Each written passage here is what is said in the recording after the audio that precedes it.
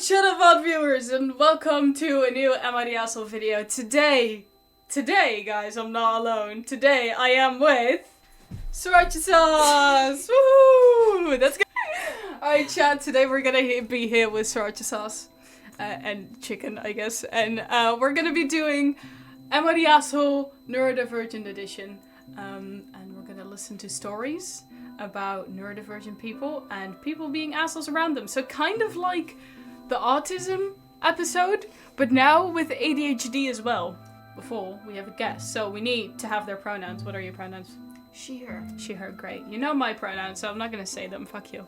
Am I the asshole for saying neurodivergent isn't an excuse to not do your job well? Probably yes. You're probably the asshole because it's like there's certain stuff you just can't do, you know? I mean, if the person is like very autistic. Yeah. Like if I wear earbuds at work because otherwise I would just not be able to hear the customers well enough. So yeah. Neurodiversity could be an excuse, but like I don't think it depends on the situation. Yeah. If you're like, if it doesn't have anything to do with your neurodivergence, it's probably like, yeah, you're just making an excuse because you don't want to do something. I mean, I've done that shit too. You know, it's just be like, oh, I'm autistic, so I cannot drive a bike. I've just been like, oh, you have to read out loud, and I technically can read out loud, yes. Which is fine. But I don't want to do it, so I'm like, no, I'm too dyslexic. I'm not going to do that. So let's listen to the story. I think we should listen to the story. It is a it depends on the person. It depends on what the job is and what the neurodivergence is. Exactly. I work a pretty basic retail job and were taught a certain way to do things. While it isn't the way I would do them, it's the way they want them done, so I do it. I have a coworker that's constantly doing things his way. No matter how many times he gets corrected, he continues to say that way doesn't work for him and will do it his way.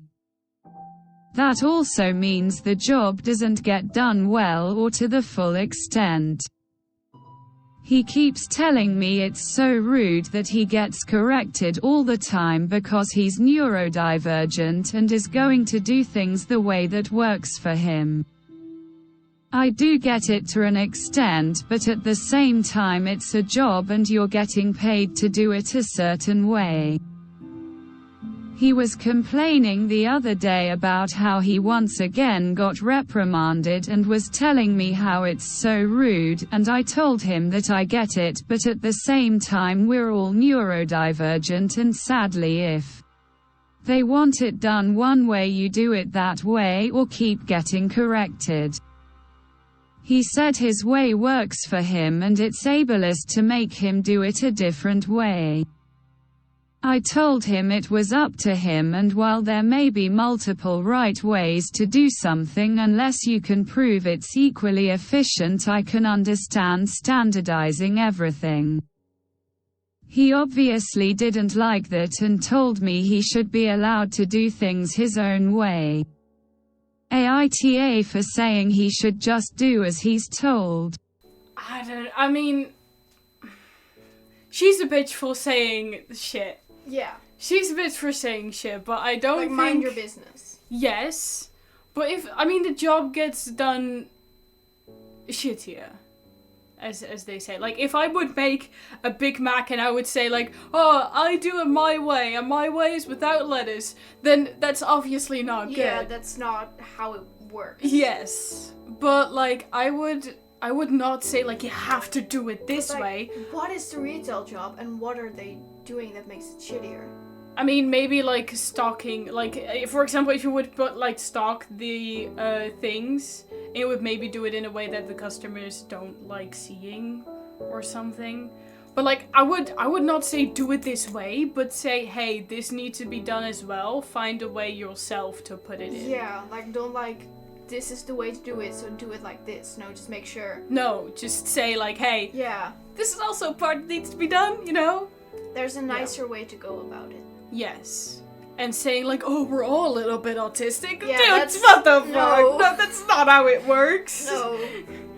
I mean, yes, we're all a little bit autistic, but you're not autistic. I mean, if yeah, you're everybody has like maybe a few traits, but that doesn't automatically make you. Exactly. Yes. Yeah. Autistic. No, that's not how it works. So I would say you are the asshole for saying that. Mm-hmm. Tip though, just say like, hey, this needs to be done as well, and then let the person figure out how to do it themselves. Am I the asshole for taking resources from neurodivergent people in my school? I hate saying neurodivergent. It's such a stupid word. It's such a stupid word. Like, say just neurospicy. I'm just gonna say neurospicy. It's easier to pronounce. Yes, exactly. So would they? Obviously, that's an asshole thing to do. Yeah, like Like, somebody needs them to like learn properly. I mean, Or what do- resources are we talking about? Yeah. Like, are we talking about mobility aids, or like not mobility aids, but like aids in general, or are we talking like a pen and pencil? Yeah.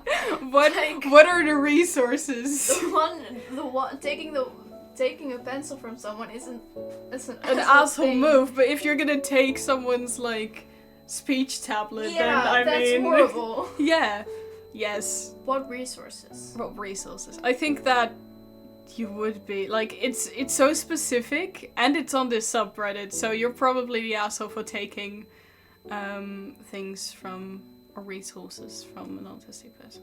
Let's just listen to the story and see what resources we're talking about, because a pen and pencil would not be that bad, I guess. Yeah. I transferred schools recently because of a bullying issue. My new school is nice and very inclusive. I'm waiting on an ADHD and ASD diagnoses, but I am almost certain I have both. Although I haven't been self-diagnosing at all. The SNA in my classroom is extremely kind and helpful. She often takes my on-movement breaks when I get restless in class and makes sure I'm not zoning out as I often do. There is an area in the school called the Hub for neurodivergent people. Mainly autistic individuals. People go in there for resource classes, movement breaks and during lunch times, as the main lunch area can get quite noisy. I have synesthesia, as I recently found out. Which, if you didn't know, is a condition where the senses cross. My main struggle with it is that whenever someone moves or I see a bright color, I hear a noise. So in the lunch area it can get quite overwhelming when I basically can hear twice as much noise as everybody else. The SNA in my class heard me out about this and she got me a pass to go into the hub at lunch times. I didn't think it was a big deal as I went in there for movement breaks too. I was very grateful and have made some great friends in there. One day, about 2 weeks after I had got permission to be in there, when I was hanging out in there during lunchtime, my year head pulled me aside to tell me that she had heard about my situation and would have to ban me from going into the hub because I was taking space from actual neurodivergent people. I was naturally confused because synesthesia is a form of being neurodivergent and I was diagnosed with it, so I had every right to be in there. Hardly any students go in there. And I have no special classes in there, so I'm not taking any resources from people who benefited from those classes. I told her the reasons above and she argued that it wasn't a real disability. I told her I was severely overwhelmed in the main lunch area and if she wants me out she can talk to my parents about this or I'd be transferring schools again. She continued to rant on about how I shouldn't be in there and there need to involve parents. Again, I said to call my parents and let me continue eating.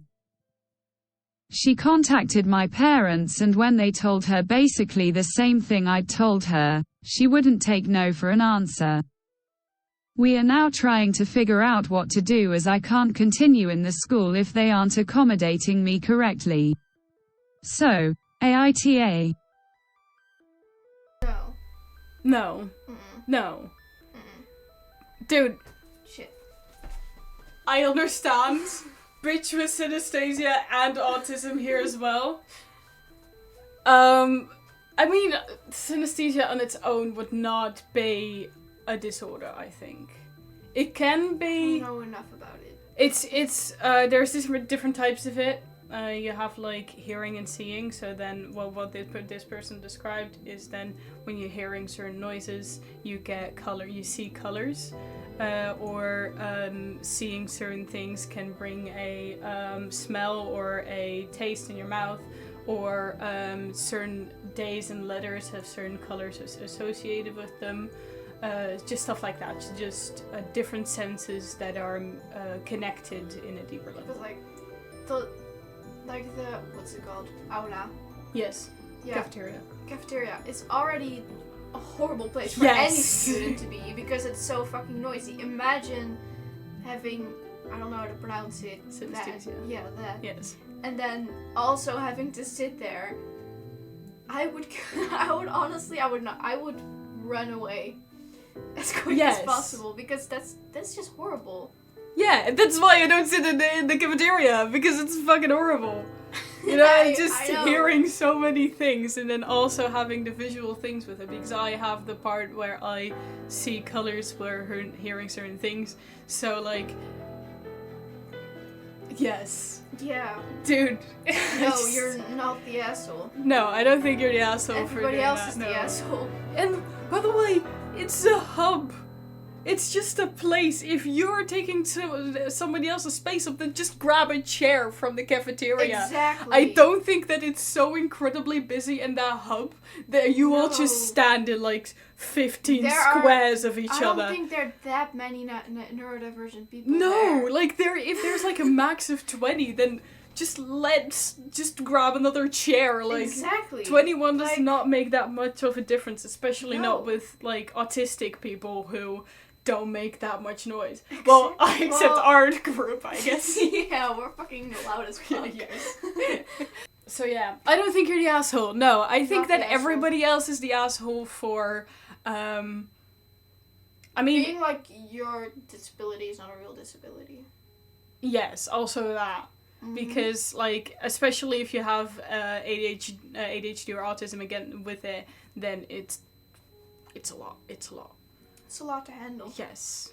Am I the asshole for being annoyed at my boyfriend self-diagnosing as neurospicy a few months after my own diagnosis? I don't think you could if you go through your own diagnosis, right? Then you're gonna share that with your boyfriend. And then maybe he's gonna realize some things. Exactly. And then he's maybe like, oh, me too. But also, what if he's like making a big scene out of it even though you're trying to get... Yes. Yeah. The thing is that with self-diagnosis, you have to think about the fact that it's a self-diagnosis. You don't get the same privileges and you don't get the same accommodations as someone who did a diagnosis. Most people self-diagnose because they cannot go to a therapist or get a diagnosis. Or in my case, I'm also self-diagnosed. I did get a assessment with therapists and stuff, but not an actual diagnosis. I don't need it. I am happy for myself to... What the fuck did you do? It got stuck to my necklace. I am happy with myself, for myself, knowing that I'm autistic. I don't need somebody 10 weeks of talking to a therapist to tell me that that I have diagnosis. But then you have to know that you don't get the same things. Yeah. If you're gonna walk around... If you want the same things as someone who is diagnosed by a licensed therapist, yes, you're gonna need to get that diagnosis. Yes. And you don't get the privilege of walking around being like, I'm autistic, and just putting all of the autistic things onto other people. Like, oh, I'm autistic, I'm not gonna go to the store, or I'm autistic, and blah blah blah blah blah. Yeah, you need to understand that it's a real thing. You need to understand that you don't have the same privileges. If you're going around the world and expect the same privileges, that's not how it then works. you're gonna need to put in more work than somebody who can easy access to a therapist. Because I think it's totally fine to have a self-diagnosis. It is, but you need to understand. Sometimes people are obviously autistic and people don't want to give them a diagnosis. Yes. Stuff like that happens, but if you're like self-diagnosing and you've never like tried to get a diagnosis or anything like that, it's like you're not gonna get the same things. Yes, exactly. So self-diagnosis is a tricky thing. Do understand that you don't have the same things, but I don't think that the boyfriend would be the asshole. No. I think that they are the asshole for like being annoyed about it, because obviously when somebody else goes through a diagnosis, you're gonna discover shit about yourself. Yeah, you're gonna be like, oh, well, I do that too, so maybe I'm also autistic. maybe like. Yes, exactly. And then you're gonna look into it and stuff. Yeah, and then maybe It's before. normal. Yes. I think that basically every person who is autistic went to a therapist saying, hey, I think I'm autistic. Or I already self-diagnosed themselves as autistic before they actually went. I don't think anyone who got diagnosed later went to a random therapist and the therapist was like, I think you're autistic. I don't think that really happens. I think we're too self-conscious to know that. It does happen. But that's just because people have been told their entire life that, like, all the stuff, and they don't know about autism. Yes. So it does happen. But, like, I think it does happen a lot more where people are like, I think I'm autistic, and then the therapist is like, yes. Yeah, you are. Yeah. Yeah, a lot of things of autism I found out through, like, TikTok, and I was like, wait, this is not a normal thing that people do? What? How? What? Alright, let's listen to the story and see if the boyfriend is being too autistic for having a self-diagnosis. Or if you should just accept that you have an autistic boyfriend. So, boyfriend and I are both adults in our 30s. We've been together for about a decade. For some background, we could both be seen as quirky people. But he's had a job pretty consistently since his early 20s. I have had trouble functioning since I was a teen. I've never been able to hold on to a job for longer than a year. 15 plus job total on the list. Last year I decided to go back to college. A decision that, long story short, led to me finally getting an ADHD diagnosis. For me, this just put a lot of things in perspective. The pandemic, in general, has been bad for both of us in terms of mental health. My boyfriend had to take some sick leave because of mental health several times in the last few months. I've been supportive of that. What sort of bugs me is that he's now on multiple social media, following ND accounts, and started saying he might be ND himself. I know self-diagnosis is accepted in the community. I just find the timing terribly suspicious. It's not even that I think it might not be true, but I feel like the timing basically means he's unwilling to let me have the spotlight in this regard, and wants to put himself on par with my issues. We've sort of had arguments about this before in other subjects. He's more introverted and feels like my issues often took more space in our relationship. This might be valid, as I had more problems, and I feel like there's resentment that there's now a valid reason for me needing more help, attention. Our arguments are 9 times out of 10 about miscommunications, which obviously is a hard thing for ND people, and again, I feel that him claiming ND is another excuse to insist I should communicate more clearly, while he's very often not clear, or wants me to plan things I'm not capable of planning. And we keep having the same arguments because they are literally about the things my brain has trouble with: forgetting things, object permanence, planning, etc. He also regularly tells me to lower my voice, not just in arguments, but also when I'm just excited about something. This really pisses me off. My opinion is that while we have overlap, his issues are somewhat different, and I frankly suspect depression, burn out more. But I'm not a doc, and I told him multiple times he should get diagnosed then. We have history and a solid relationship, but I find myself more and more irritated about him resenting that I take up space or ask for help. So, there's my thing. I basically told him he should see a professional instead of following people on SM, that I'm not sure if he's ND but his issues seem different to mine. And that I feel he's annoyed I'm taking the spotlight. AITA. The thing is, a lot here I feel like he's going to do this. I think that this is going to happen. But it's not actually happening. But it's not really happening. And also, a diagnosis is not going to change your boyfriend. No. A diagnosis... He's gonna stay the same boyfriend. He's gonna stay the same. He's gonna have the same issues. You guys are going to have the same issues. A diagnosis is just not going to be like, oh, I guess you do have it, so we don't have to argue anymore. You're still gonna argue and be arguments- annoyed about things Yeah. about each other. That's just what a relationship is. Like, what you're saying is the main arguments are about miscommunications and, obviously autistic things, like talking too loud. I'm probably talking too loud right now, because that's what I do. I don't realize that myself. Until my mom was, like, calling me up and saying that I'm too loud. You know what I mean? Yeah. During the streams. But, like, I do think you're the asshole for being such annoyed about it.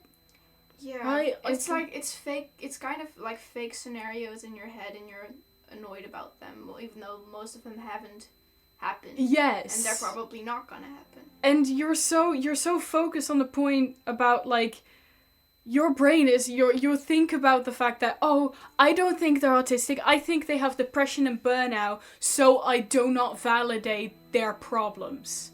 Or I do not validate the way that they're thinking. Yeah. That's just not okay. That's No. such an asshole move. Like, Just because you think it's somebody else or something else doesn't mean that what they have and what they are struggling with isn't valid. Yeah, like, no matter if it's like depression or neurodiverse, it doesn't matter which one it is. There's still real gonna see issues the that same should be issue. respected. Yes.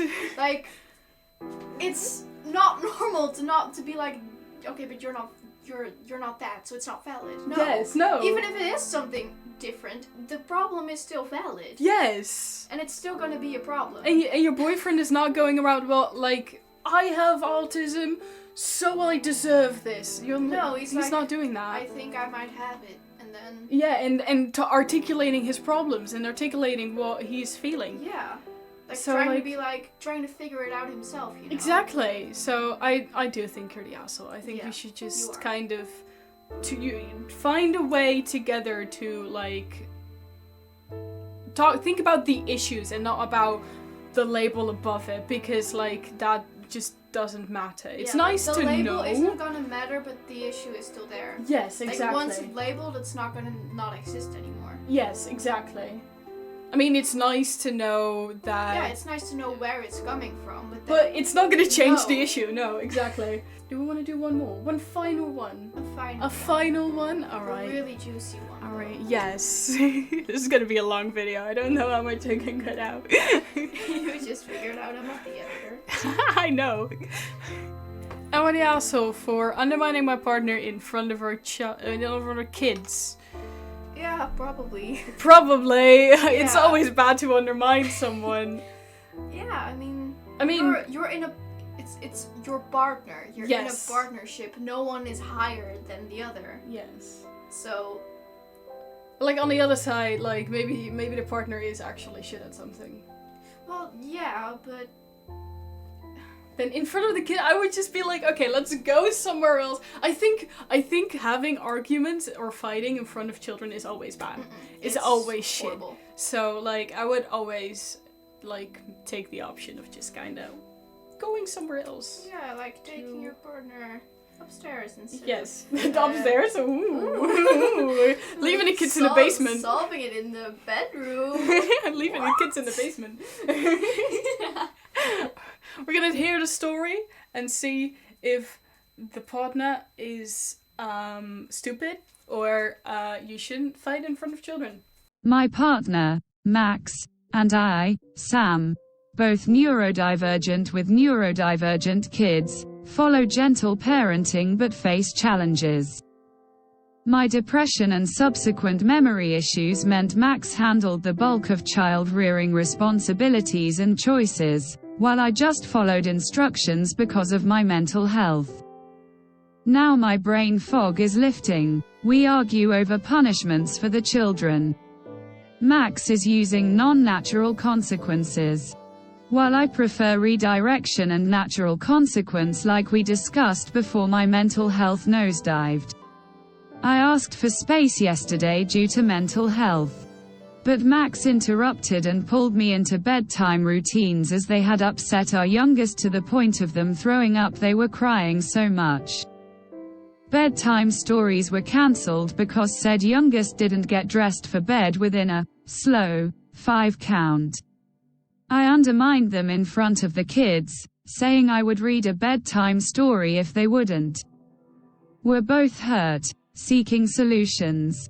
I wonder if I'm the problem or if we should prioritize our parenting ethos. I think that you handled it really well. I don't think anyone is the asshole here. I think they're just different ways of parenting. Yeah, and ones that you should discuss to find like the middle way. ground. Yeah. I don't think anyone is the asshole here, to be honest. No. Don't do it in front of the children. No. Again, don't argue in front of the children. That's a very bad thing. So They are gonna remember that. Yes, like arguing in front of children is probably the worst thing any parent can do. Yeah. Also, no matter what age. Or like shit talking about about the other parent is also just very bad. Not a good thing. So don't do that. But I don't think it's really undermining though. I think it's just a different way of looking at parenting. Yeah. I don't think they were really undermining each other. Well, chat. That's not a problem for us because in my country, you're not even allowed to get pregnant. So, this was the end of the video. Thank you all so much for being here today. Thank you for Sriracha Sauce for being here today. I really like that we call you Sriracha Sauce. It's so funny. And this video will come out on the... I was gonna say we're gonna go live this evening, but like this is gonna come out in like a month or so. So like it's gonna come out on the 9th, so it's not gonna happen. Alright, chat. Thank you for being here though, and as always, take care of yourselves. I care about you. I'm very much proud of you for whatever the fuck you do.